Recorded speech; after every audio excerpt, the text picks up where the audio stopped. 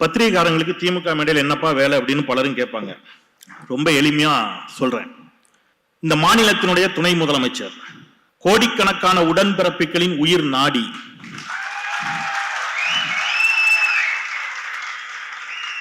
அவர் ஒரு ஓரமா சின்னதா ஒரு நாற்காலியை போட்டு உட்கார்ந்துட்டு எங்களை மேடையில வச்சு அழகு பார்க்கிறார்ல, இதுதான் சமூக நீதி இல்ல, இதுதான் திராவிட முன்னேற்ற கழகம், இதுதான் சமநீதி, சமூக நீதி.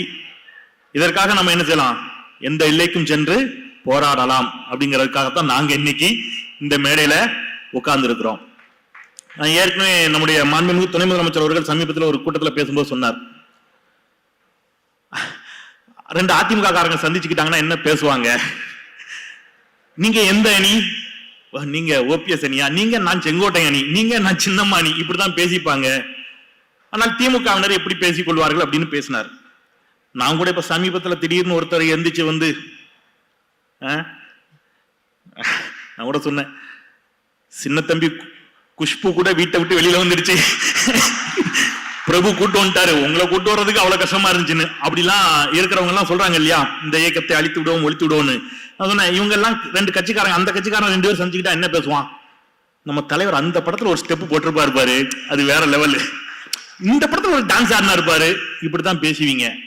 ஆனால் திராவிட முன்னேற்ற கழக தோழர்கள் 2 பேர் 4 பேர் ஒரு இடத்தில் சேர்ந்தால் என்ன பேசுவார்கள்? மூத்த தலைமுறையா இருந்தா, நீங்க மிசால கைதானவரா, நீங்க தடாவா, நான் பாளையங்கோட்டை ஜெயில இருந்தேன், நான் வேலூர் ஜெயில இருந்தேன் இல்ல. இப்படியான இன்னைக்கு யோசிச்சு பாருங்க, இந்த வள்ளுவர் கோட்டத்துல இந்த திருவிழாவிற்கு பெயர் அறிவு திருவிழா. ஒரு அறிவு திருவிழா என்ற பெயரில் ஒன்றை நடத்தி, புத்தக கண்காட்சியை நடத்தி, ஏராளமான இளைஞர்களை இங்கே அணி திரட்டி குத்தாட்டம் போடல, காலையில் இருந்து அறிவு அறிவு அறிவு என்று செவிக்கு செல்வத்தை ஊட்டி கொண்டிருக்கக்கூடிய ஒரே இயக்கம் திராவிட முன்னேற்ற கழக இயக்கம்.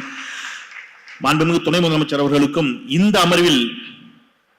அமர்வை மிகச்சிறப்பாக தலைமை தாங்கி நடத்தி கொண்டிருக்கக்கூடிய மாண்புமிகு போக்குவரத்து துறை அமைச்சர் அன்பு தோழர் சாசி சிவசங்கர் அவர்களுக்கும், எனக்கு முன்பாக பேசிய அன்பு தோழர் மகிழன், அன்புக்குரிய தம்பி ஜீவசகாப்தன் அவர்களுக்கும், எனக்கு பிறகாக ஒரு ஆழமான உரையை நிகழ்த்தக்கூடிய எங்களுடைய துறையின் மூத்தவர் வழிகாட்டி ஐயா ஹிந்துராம் அவர்களுக்கும், வந்திருக்கக்கூடிய கலைஞரின் உயிரினும் மேலான உடன்பிறப்புகளுக்கும் என்னுடைய மாலை வணக்கத்தை சொல்லி, இந்த வள்ளுவர் கோட்டத்தில் இது நடக்கிறதுனால இதை சொல்லிட்டு போறது சரியா இருக்கும்னு நினைக்கிறேன். 1974ஆம் ஆண்டு செப்டம்பர் 18ஆம் நாள் வள்ளுவர் கோட்டத்திற்கு முத்தமிழறிஞர் டாக்டர் கலைஞர் அடிக்கல் நாட்டுகிறார். அடிக்கல் நாட்டிட்டு அவர் உடன்பிறப்புகளுக்கு கடிதம் எழுதுகிறார். நயமான தமிழ் எடுத்து நாவலரும் பேரறிவியின் பெருக்கண தமிழ் முழக்கி பேராசிரியரும் தமிழ் நிலத்தில் ஆழ உழுது அரும் பொருட்கருவூலங்களை வழங்குகின்ற பாவாணரும் சிந்துபாடும் சிற்றாறு என முத்தமிழ் காவலரும் அவர்களோடு இணைந்த காரணத்தால் நானும் அன்று ஆற்றிய உரைகள், நடைபெற்ற தொடக்க விழா நிகழ்ச்சி, கல்லிலே ஒளிகொண்டு செதுக்கி சிற்ப வேலைகளை தொடங்கிய காட்சி, அதே சமயம் நூற்றுக்கணக்கான சிற்றுளிகள் கற்களில் பரதமாடி எழுப்பிய சதங்கை நிகர்ந்த சங்கீத ஒளி, அடடா அடடா, கரும்பு தூண் நட்டு கற்கண்டு கூரை வைந்து கனிச்சாறு கொண்டு தரை மெழுகி சர்க்கரையால் கோலமிட்டது போன்றிருந்தது அந்த விழா. உடன்பிறப்பே, அன்று தொடங்கிய முயற்சிக்கு தொய்வு நேராமல் பணிகள் நடைபெறுகின்றன என்று அதையெல்லாம் சொல்லி அவ்வளவு மகிழ்ச்சி அடைந்தவர், அவ்வளவு மகிழ்ச்சியா அந்த வள்ளுவர் கோட்டத்தை கட்டி எழுப்ப வேண்டும் என்று அடிக்கல் நாட்டுகிறார். பணிகள் நிறைவடைகின்றன. இதனுடைய திறப்பு விழாவிற்கு முன்பாக திராவிட முன்னேற்ற கழகத்தினுடைய ஆட்சி கலைக்கப்படுகிறது. குடியரசுத் தலைவர் வந்து இதை திறந்து வைக்கிறார். அந்த விழாவிற்கு முத்தமிழர் டாக்டர் கலைஞருக்கு அழைப்பு கூட விடுக்கப்படவில்லை. சோர்ந்து போகவில்லை கலைஞர். அவர் அதுக்கு எழுதுகிறார், திருப்பி உடன்பிறப்புகளுக்கு கடிதம் எழுதுகிறார். சரித்திரத்தில் நமக்கு கிடைக்கிற இடம் சலுகையால் பெறக்கூடியது அல்ல, எது நேர்ந்தாலும் என்ன நேர்ந்தாலும் மறை காண்கின்றேன் என்று சொன்னார். அந்த முத்தமிழ் அறிஞர் டாக்டர் கலைஞர் இன்றைக்கு வள்ளுவர் கோட்டத்தை ஏன் கட்டி எழுப்பினாரோ அதன் நோக்கம் அவருடைய பெயரனால் நிறைவேறி இருக்கிறது என்பது எனக்கு மட்டற்ற மகிழ்ச்சி. ஒரு அரங்கு ஏன் இதெல்லாம் பின்னாடி இத்தனை தலைமுறை கழிச்சு ஒரு அறிவு திருவிழா அங்க நடக்கணும்னு அவர் எதிர்பார்த்திருப்பார்ல, ஆசைப்பட்டிருப்பார்ல, அது இங்கே நடந்து கொண்டிருக்கிறது. மேடைகளில் திராவிட முன்னேற்ற கழகம் என்னவெல்லாம் கழகம் செய்தது அப்படிங்கிறது எனக்கு கொடுக்கப்பட்டிருக்கக்கூடிய தலைப்பு. என்னவெல்லாம் கழகம் செய்தார்கள் என்று நான் பட்டியலிட்டால் அதுவே ஒரு பெரிய கழகம் ஆயிடும். இன்னும் 4 மாதத்துல தேர்தல். நான் ஒரு 2 நாட்களாக இதற்காக ஏராளமான புத்தகங்களை வச்சு புரட்டி படிச்சுட்டு இருந்தேன். ஏராளமான புத்தகங்களை. தற்செயலா அன்பு தங்கை மதிவேதனையும் நானும் உரையாடினோம். இந்த மாதிரி இவ்வளவு புத்தகத்தை வச்சுட்டு இதெல்லாம் குறிப்பெடுத்துட்டு இருக்க வேண்டியிருக்கு அப்படின்னு. இன்றைக்கு தங்கை வீட்டுக்கு போனேன். நான் ஒரு 15-20 புத்தகத்தை வச்சுட்டு உட்கார்ந்து தங்கச்சி ஒரு 45 புத்தகத்தை பரப்பி போட்டு உட்கார்ந்துருக்குது. ஏன்னா ஏனோ தானோ என்று பேசுவதற்கு இது ஏதோ ஒரு மேடை அல்ல, அறிவார்ந்த திராவிட முன்னேற்ற கழக தோழர்களும் தொண்டர்களும் நிறைந்த மேடை. நம்ம குறிப்புகளோட பேசணும். இப்ப கழகம் என்னவெல்லாம் செய்திருக்கிறது? எனக்கு முன்பாக பேசிய அன்பு தம்பி சொன்னார் இல்லையா, மேடையில் அண்ணன் இமயம் அதை அடிக்கடி சொல்லுவார். பல மேடைகள்ல நீயான நாள் அண்ணன் இமயம் அதை பேசினாங்க. மேடைகளில் பேச்சை விட்டுருங்க, பேச்சின் மூலம் ஏற்படுத்திய கழகத்தை விடுங்கள். பரஸ்பரம் மேடையில் ஒருவருக்கு ஒருவர் துண்டு போடுறாங்கல்ல, அதுவே தமிழ்நாட்டில் மிகப்பெரிய ஒரு கழகமாகத்தான் அன்றைக்கு பார்க்கப்பட்டது. ஏன்னா தோல்ல துண்டு போடக்கூடாது, அப்ப நான் போடுவேன். மேடையில சமமாக உட்காரக்கூடாது, நாங்க உட்கார வைப்போம் இல்லையா. நமஸ்காரத்திற்கு பதிலாக வணக்கம், இப்படி ஆரம்பித்த அந்த மேடைகள் நான் அண்ணாவில இருந்து ஆரம்பிச்சு கலைஞருக்கு வந்தா சால பொருத்தமாக இருக்கும். மேடைகளை விடுங்க, நீங்க நாடாளுமன்றத்தில் அண்ணா மாநிலங்களவைக்கு சென்ற பொழுது அவர் உரையாற்றுகிறார். அண்ணாவிற்கு சொல்லிட்டு நான் கலைஞருக்கு வந்துடுறேன். நான் திராவிட இனத்தை சார்ந்தவன், நான் என்னை திராவிடன் என்று அழைத்துக் கொள்ள பெருமைப்படுகிறேன். இப்படி கூறுவதால் நான் வங்காளியர்க்கோ மராட்டியர்க்கோ குஜராத்தியர்க்கோ எதிரானவன் அல்ல. ராபர்ட் பான் சொன்னது போல மனிதன் எப்படி இருந்தாலும் மனிதன் தான். நான் என்னை திராவிட இனத்தை சேர்ந்தவன் என்று சொல்லிக் கொள்ளும்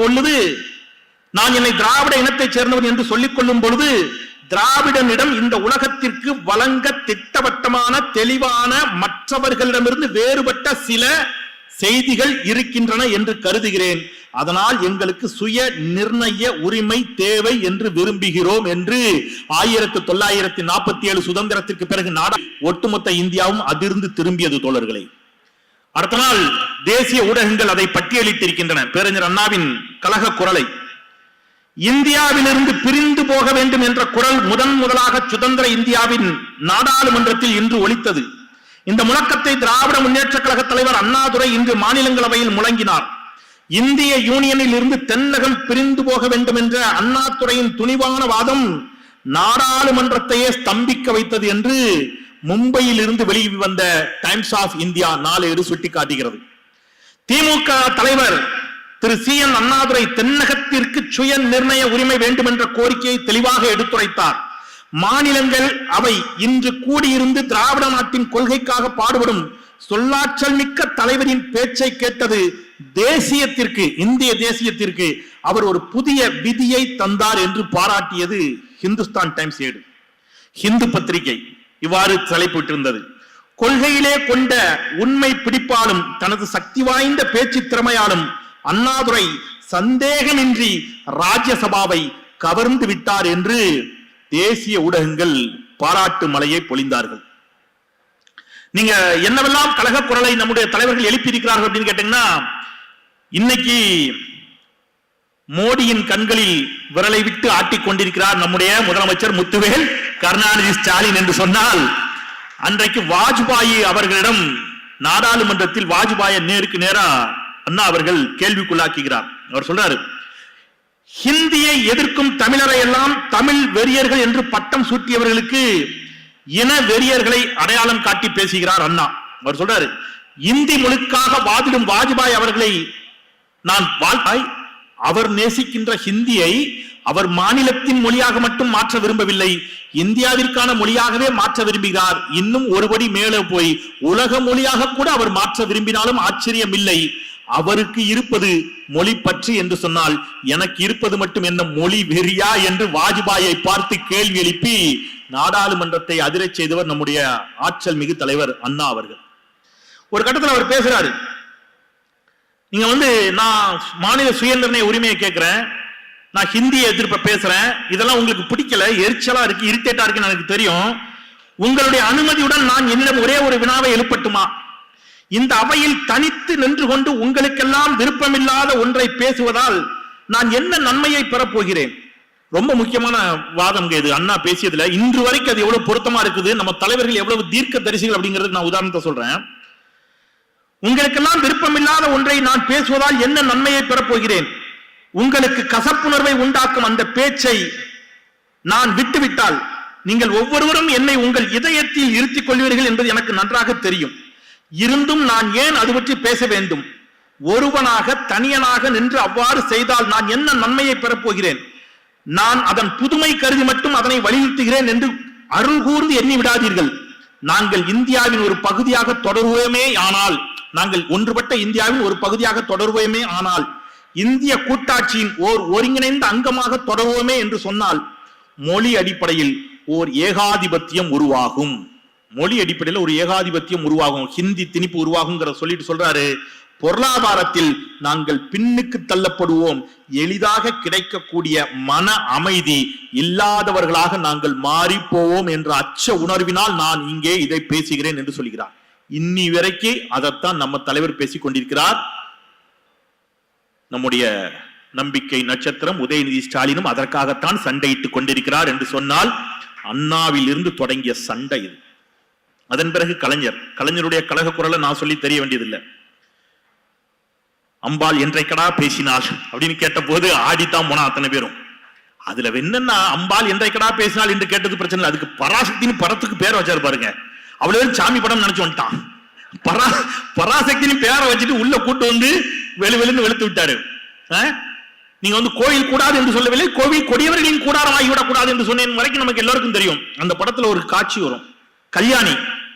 கல்யாணியை கஞ்சிக்கு இல்லாமல் அலைவிட்டது யார் குற்றம் பார்த்திருப்பீங்க. அந்த கல்யாணி நீதிமன்ற கூண்டில் நிற்பாள். நீதிபதி பேசுவார். எவ்வளவு ஆழமான, நான் ஃபில்டர் பண்ணி சொல்றதே இப்படி இருக்கு, ஃபுல்லா சொன்னா வேறையா இருக்கும்.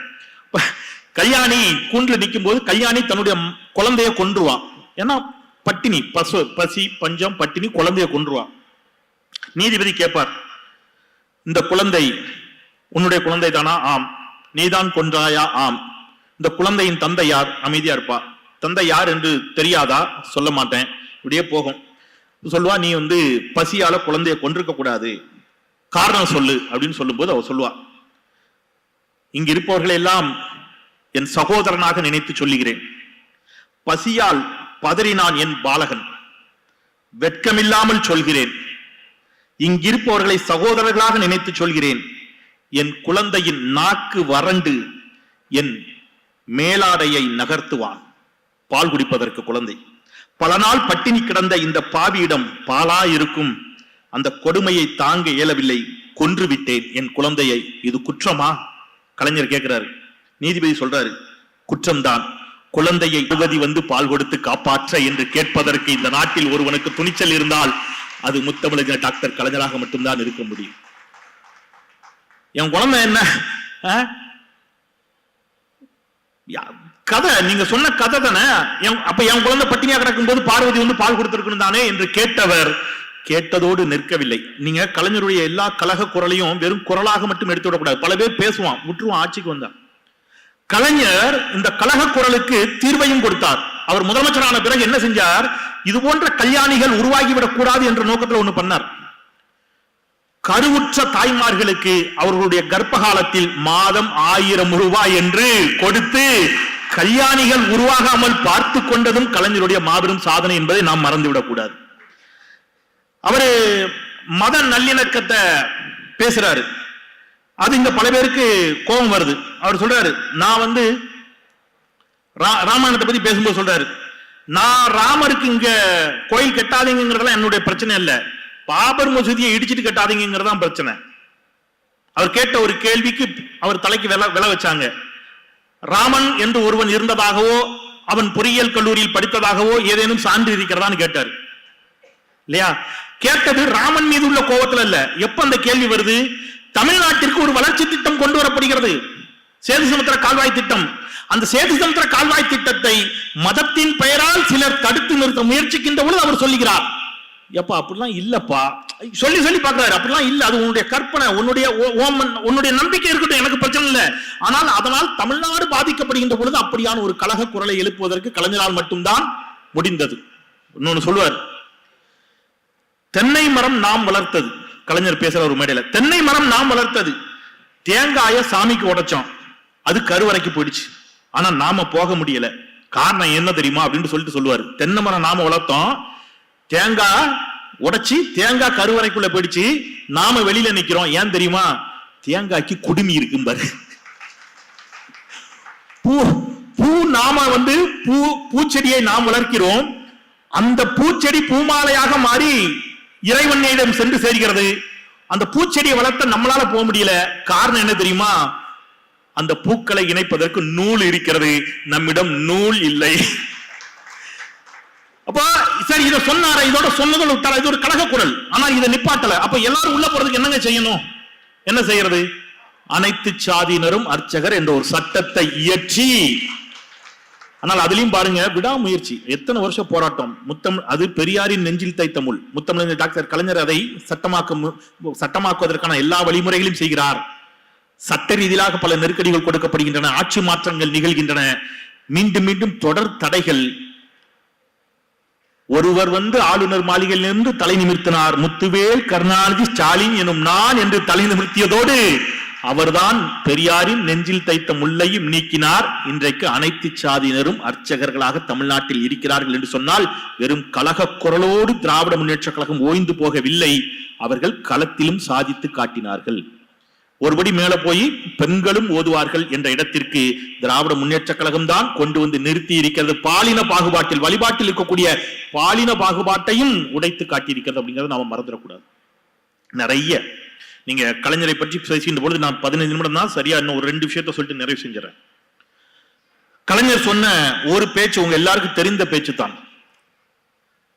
கட்டை விரலோ தலையோ இனி எவரேனும் காணிக்கையாக கேட்டால் அவர்களின் பட்டை உரியும், சுடுகாட்டில் அவர்களின் கட்டை எரியும் என்று சொன்னார். ஏன் அதை சொன்னாரு? எதற்காக சொன்னார்? நீங்க நான் கல்லூரிகளில் போகின்ற பொழுது இந்த கேள்வி கேட்பேன். கலைஞர் எப்படி சொன்னாரு? உங்களுக்குலாம் நேற்று கூட புதுக்கோட்டையில் ஒரு கல்லூரியில் கேட்டேன், நீங்க அந்த கர்ணன் படம் பார்த்திருக்கீங்களா அப்படின்னு கேட்டேன். பார்த்திருக்கோம் சார், தனுஷ் நடிச்சது தானே நினைச்சாங்க அந்த பிள்ளைங்க. சிவாஜி கணேசன் நடிச்ச செஞ்சோற்று கடன் தீர்க்க சேராத இடம் சேர்ந்து வஞ்சத்தில் வீழ்ந்தாயடா கர்ணா, அந்த கர்ணன். இப்ப நீங்க யோசிச்சு பாருங்க, தமிழ்நாடு ஏன் இந்த கலக்க குரலை எல்லாம் எழுப்பியதுங்கிறத புரிஞ்சுக்கணும். நாம சொன்னா பிரச்சனையா இருக்கும், நம்ம சொல்லல, நீ எழுதி வச்சிருக்கிறது அது படமாவே வந்திருக்குது. அந்த கர்ணை ஒரு நாள் நல்லா படுத்து சாப்பிட்டுட்டு, குருகுலத்துல நல்லா சாப்பிட்டுட்டு மத்தியானம் லஞ்ச் பிரேக்கு கர்ணை உட்கார்ந்துருக்கான், வாத்தியார் கர்ணன் மடியில படுத்து தூங்கிட்டாரு. இப்ப நல்ல ஒரு கரு வண்டு கர்ணனின் தொடையை தொலைக்கிறது, கர்ணனின் தொடையிலிருந்து சூடான குருதி வழிந்தோடுகிறது, அந்த குருதி ஆசிரியரின் கன்னத்தில் படுகிறது, அந்த சூட்டில் வாத்தியார் முழிக்கிறார். இப்ப முழிச்சு பார்த்தவர் என்ன செய்வார்?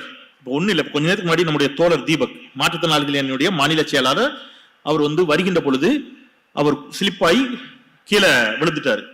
பதறி போய் எல்லாரும் ஓடணும், ஐயோ அப்படின்னு போய் தூக்கணும்.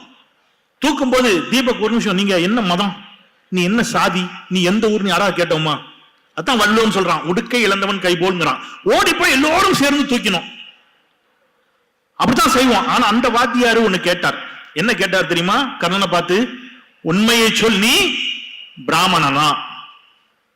கர்ணனுக்கு தான் யாருன்னு தெரியாது, அம்மா பிறந்தவன ஆத்துல விட்டா. அவன் சொல்றான், அப்பா எனக்கு யாருன்னு தெரியாதுயா, நீ பிராமணன் இல்ல, எப்படி கண்டுபிடிச்ச? ஒரு பிராமணனால் இவ்வளவு வலியை தாங்கிட்டு இருக்க முடியாது. சரி, அதனால என்ன? பிராமணர்கள் மட்டும்தான் கல்வி கற்க வேண்டும், நீ பிராமணன் இல்ல, நீ கல்வி கற்றது தவறு. சரி, படிச்சுட்டேன், இப்ப என்ன பிரச்சனை என்று சொன்ன போது, படித்தாலும் உன்னுடைய கல்வி உன்னிடமிருந்து பறிக்கப்படும். எப்படி பறிப்ப? நான் ஒரு சாபம் கொடுக்கிறேன், என்னன்னு? நீ கற்ற வித்தை எல்லாம் உனக்கு மறந்து போகட்டும் என்று சபிக்கிறார். கர்ணனிடம் இருந்த கல்வி அவன் பிராமணன் இல்லை என்ற ஒற்றை காரணத்திற்காக பறிக்கப்பட்டது. அதேதான் ஏகலைவனுடைய கட்டை விரல், அவன் சூத்திரன் என்பதால் காவு வாங்கப்பட்டது.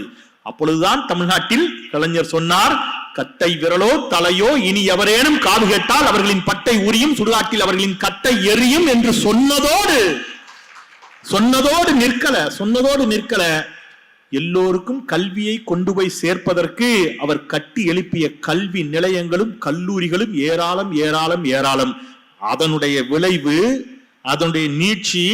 நீங்க இன்னைக்கு காலையில் அந்த நாடகம் போடும்போது கூட பண்ணாங்க, பெரியார் மறைந்தார், அவ்வளவுதான், நிம்மதி அப்படிங்கும் போது அண்ணா எழுந்து வந்து நின்றார். அண்ணா மறைந்தார். அப்பா ஒளிஞ்சுதுடா பிரச்சனை நினைக்கும் போது கலைஞர் எழுந்து வந்து நின்றார். கலைஞர் மறைந்தார். இனி தமிழ்நாட்டை காவிமயமாக்கலாம் என்று நினைத்த பொழுது முத்துவேல் கருணாநிதி ஸ்டாலின் எழுந்து வந்து நிற்கிறார். முத்துவேல் கருணாநிதி ஸ்டாலின் மட்டும் தானே எப்படியா சமாளிச்சாலும் நினைக்கும் போது இந்த நானும் வண்டி எடுத்து வரேன் உதயநிதி ஸ்டாலின் கிளம்பி வந்துட்டாரு. சில இயக்கங்களுடைய வரலாறு அப்படிங்கிறது காலில் விழுவது காலை வாரி விடுவது. இது இந்த ரெண்டும் தான் ஒரு வேர்ல முடிச்சிடலாம். ஹைக்கூ கவிதை மாதிரி. பெரியாரின் தலைக்கு விளை வைத்தார்கள், அண்ணாவின் தலைக்கு விளை வைத்தார்கள், கலைஞரின் தலைக்கும் விளை வைத்தார்கள், ஸ்டாலினின் தலைக்கும் விளை வைத்துக் கொண்டிருக்கிறார்கள், உதயநிதி ஸ்டாலினுக்கும் தலைக்கும் விளை வைத்திருக்கிறார்கள். எதிரிகள் எங்கள் தலைக்கு விளை வைக்கிறார்கள் என்று சொன்னால் நாங்கள் சரியான திசை வழிப்போக்கில் நகர்ந்து கொண்டிருக்கிறோம். அதற்கு காரணம் எங்களுடைய கழக குரல். அதுதான். அப்போ சொன்னதோட நிக்கல. இன்னைக்கு ஸ்டாலின் அவர்கள் வந்த பிறகு அவருடைய திட்டங்கள் வெறும் மேடையில கழக குரலை ஆற்றுவது மட்டுமல்ல, அந்த திட்டங்களினுடைய விளைவு இன்றைக்கு கல்வியில் சிறந்த தமிழ்நாடு என்று ஒரு மேடையை போட்டு மேடையில மணிக்கணக்கா நாங்க பேசல, சாதித்த பிள்ளைகள் வந்து தங்களுடைய குரலை சொன்னார்கள் அல்லவா. அந்த குரல் ஆதிக்கத்திற்கு எதிரான கழக குரல் என்பதை நாம் மறந்துவிடக் கூடாது தோழர்களே. கல்வியில் சிறந்த தமிழ்நாடு என்ற அந்த மேடையில் சாமானிய வீட்டு பிள்ளைகள் ஒவ்வொருவரும் வந்து நின்று, பச்சைமலையை சேர்ந்த ஒரு பழங்குடியின மாணவி என்ஐடிக்குள்ள நுழைஞ்சிருக்கிறார். நான் என்ஐடிக்குள் நுழைந்ததற்கு காரணம் இந்த திராவிட இயக்கம் என்ற அந்த மாணவி ரோஹிணியினுடைய குரல் ஒரு கழக குரல். அது ஆதிக்கத்திற்கு எதிரான கழக குரல் என்பதை நாம் மறந்துவிடக் கூடாது. அப்ப இவ்வளவு தலைவர்கள் தொடங்கி தொண்டர்கள் வரை பயனாளிகள் வரை இந்த இயக்கம் செய்த கழகங்களின் காரணமாக இன்றைக்கு தமிழ்நாடு சாதித்திருப்பது என்னவென்று சொன்னால், இந்த கழக குரலின் காரணமாக திரைப்படங்கள் என்னெல்லாம் வசனம் வச்சாங்களோ அதை வசனத்தோடு விட்டு விடாமல் மேடைகளில் எதையெல்லாம் பேசல. தமிழ்நாடு முதலிடம், பெண்கள் PhD படிப்பதில் தமிழ்நாடு முதலிடம், பெண்கள் வேலைக்கு செல்வதில் தமிழ்நாடு முதலிடம், பொருளாதாரத்தில் முத்துவேல் கருணாநிதி ஸ்டாலினுடைய ஆட்சியில் 11.19 விழுக்காட்டை பற்றி தமிழ்நாடு முதலிடம் என்று எல்லாவற்றிலும் இன்றைக்கு தமிழ்நாடு முதலிடமாக நிற்பதற்கு காரணம் இந்த கழக சிந்தனை, இந்த கழக குரல். நான் நிறைவா ஒரு கருத்தை சொல்லிட்டு போயிடுறேன். நீங்க அப்ப எம்ஜிஆர் அவர்கள் முதலமைச்சராக இருந்த காலகட்டம், 2 இடைத்தேர்தல்ல திராவிட முன்னேற்ற கழகம் தோல்வி அடைந்து விடுகிறது. அப்போ தோல்வி அடைஞ்சிச்சுன்னா மற்றவங்க எல்லாம் தோண்டு போய் வீட்டுல போய் படுத்துப்பாங்க இல்லையா. சிலர்லாம் மாசக்கணக்கா வீட்டுக்குள்ளே உட்காந்துருக்கிறாரு. ஆனா நம்ம அவங்களெல்லாம் ஒப்பிடவே கூடாத விட்டுருங்க. ஆனால் கலைஞர் அடுத்த நாளே ஒரு கவியரங்கம், முதலமைச்சர் எம்ஜிஆர், இடைத்தேர்தல் திராவிட முன்னேற்ற கழகம் 2 இடைத்தேர்தலிலும் தோல்வி அடைகிறது. கலைஞர் கவியரங்கம். கலைஞர் இப்படி சொல்றாரு: வாலியை மறைந்திருந்து தாக்கினான், தொடர் அவருடைய தாக்குதல்களை எதிர்கொள்ள முடியாமல் ஒரு வதந்திய ஒரு பத்திரிகை பரப்புச்சு, கலைஞருக்கு புற்றுநோய், அவ்வளவுதான் அப்படின்னு சொல்லிட்டாங்க. இப்ப நம்ம எல்லாம் என்ன செய்வோம், கோவப்படுவோம், என்னடா எனக்கு புற்றுநோய்னு கிளப்பிட்டீங்கன்னு. கலைஞர் சொல்றாரு, எனக்கு புற்றுநோய் வந்துவிட்டதாக ஒரு தமிழ் பத்திரிகை செய்தி வெளியிட்டுள்ளது, நான் புற்றுநோயால் அவதிப்படவில்லை. அப்ப அடுத்தது என்ன கேட்போம், அப்ப வேற ஏதோ வைத்த வழி தலைவலி இருக்கு போல இருக்குன்னு. அவர் அடுத்தபடி சொல்றாரு, நான் புற்றுநோயால் அவதிப்படவில்லை, எனது மொழி, எனது இனம், எனது நாடு இவற்றின் மீதான பற்று நோயால் அவதிப்படுகிறேன். அந்த பற்று இங்கே பலருக்கும் சிக்கலை தந்திருக்கிறது அப்படின்னு சொல்றாரு. இந்த பசி பஞ்சம் பட்டினின்னு சில விஷயத்தை கோட் பண்ண, அது கல்யாணி பசியால் தன் மகளை கொண்டாள் என்று பராசக்தி வசனம் சொன்ன இல்லையா, அது கற்பனை என்று இந்த தலைமுறை நினைத்து விடக்கூடாது. இங்க இருக்கக்கூடிய அறிவார்ந்த சமூகத்துக்கு தெரியும். இதை இணையத்தின் வழியாகவோ தொலைக்காட்சியின் வழியாகவோ பார்ப்பவர்களுக்கு தமிழ்நாடு எப்படி இருந்தது என்பதற்கு என் கையில் ஒரு புத்தகம் இருக்கிறது, சட்டப்பேரவையில் ஜீவா, நம்முடைய தோழர் ஜீவானந்தம் அவர்கள் சட்டப்பேரவையில் ஆற்றிய உரை, தமிழ்நாடு எப்படி இருந்தது, இன்றைக்கு எப்படி இருக்கிறது, இதற்கு திராவிட முன்னேற்ற கழகம் எப்படி காரணம் என்பதற்கு ஒரு வரியை படிச்சு முடிச்சு நான் நிறைவு செஞ்சிடறேன். அவர் சட்டப்பேரவை குறிப்பேட்டில் இன்னும் இருக்குது. சில தினங்களுக்கு முன்னால் குடியாத்தத்தில் பட்டினி சாவுக்கு இரையான ஒருவருடைய படம் பிடித்து பத்திரிகைகளில் வெளியிடப்பட்டதை நான் பார்த்தேன். எந்த வருஷம்னா 1953 மார்ச் 12 சட்டப்பேரவையில் தோழர் ஜீவா அவர்கள் ஆற்றிய உரை. சில தினங்களுக்கு முன்னால் குடியாத்தத்தில் பட்டினி சாவுக்கு இரையான ஒருவருடைய படம் பிடித்து பத்திரிகைகளில் வெளியிடப்பட்டதை நான் பார்த்தேன்.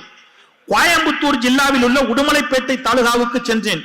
கொங்கலக்குறிச்சி என்ற ஊரில் 22 வயதுள்ள ஒரு பெண் பட்டினியால் செத்து அதே இடத்தில் கிடந்து அழுகி நாற்றம் எடுத்து காகமும் கழுகும் தின்று கைகால்கள் எல்லாம் பக்கத்தில் எரியப்பட்டு வெறும் எலும்பு கூடாக போனால் என்ற செய்தியை அறிந்தேன். சர்க்கார் தரப்பில் உள்ளவர்களை கேட்கிறேன், சாதாரணமாக சர்க்காருடைய கருத்து என்ன என்று. பட்டினியால் இந்த ராஜ்யத்தில் ஒருவர் கூட சாகவில்லை என்று சொல்லுகிறார்கள். பயங்கரமான பஞ்சம் இத்துணை தூரம் பரவியும் கூட ராஜாஜி சர்க்கார் நடத்தும் ராஜ்யம் ஒருவர் கூட சாகாமல் இருக்கக்கூடிய ராஜ்யம் என்றும் இது ஒரு தெய்வீக ராஜ்யம் என்றும் கூறுகிறார்கள் என்று அவர் இன்னும் நிறைய இருக்கு. இது எதற்காக வாசிச்சோம் அப்படின்னா, திமுக காரங்க ஏதோ இந்த நாட்டுல பசியும் பஞ்சமும் பட்டினியும் இருந்தது, எனவே அண்ணா வந்தார், அவர் கழக குரலை எழுப்பினார், 3 படி லட்சியம் 1 படி நிச்சயம் என்று சொன்னார். அவருடைய லட்சியத்தை நிச்சயமாக்கி காட்டினார் முத்தமிழறிஞர் டாக்டர் கலைஞர். அதனால் தான் இன்றைக்கு தமிழ்நாடு பசி பஞ்சம் பட்டினி இல்லாத மாநிலமாக இருக்கிறது என்று நாம் சொன்னால் அதை நம்ப மறுப்பார்கள். எனவே நான் தோழர் ஜீவா அவர்கள் ஆட்சிய உரையிலிருந்து தரவுகளையும் ஆதாரங்களையும் கொடுத்திருக்கிறேன். தமிழ்நாடு 1950களிலும் 53களிலும் பட்டினியால் பஞ்சத்தால் மரணம் நிகழ்ந்த ஒரு மாநிலமாகத்தான் இருந்தது. இன்றைக்கு பசி பஞ்சம் பட்டினியை போக்கிக் கொள்வதற்கு அப்பாவி வட இந்திய தோழர்கள், அவரும் நம்முடைய சகோதரர்கள், அவருடைய நம்முடைய தோழர்கள் தான். ஆனால் அங்கே பெரியார் இல்லாமல் போனதால், அண்ணா இல்லாமல் போனதால், கலைஞர் இல்லாமல் போனதால் அவர்கள் இன்றைக்கு அவருடைய வாழ்வாதாரத்திற்காக தமிழ்நாடு தேடி வரக்கூடிய ஒரு நிலைக்கு தமிழ்நாடு உயர்ந்திருப்பதற்கு காரணம் இந்த இயக்கம் திராவிட முன்னேற்ற கழகம். அதனுடைய கழக சிந்தனை, அதனுடைய புரட்சி சிந்தனை, அது மேடைகளில் மட்டுமல்ல அது செயல்பாட்டிலும் இருந்த காரணத்தினால் இந்த வெற்றி சாத்தியப்பட்டது என்று சொல்லி, நல்ல வாய்ப்பிற்கு அவையின் தலைமையிற்கு என்னுடைய நன்றியையும், மாண்புமிகு முதலமைச்சருக்கு என்னுடைய நன்றியையும், மாண்புமிகு துணை முதலமைச்சருக்கு என்னுடைய நன்றியையும், செவி கொடுத்த உங்களுக்கு என்னுடைய நன்றியையும் சொல்லி விடைபெறுகின்றேன். நன்றி, வணக்கம்.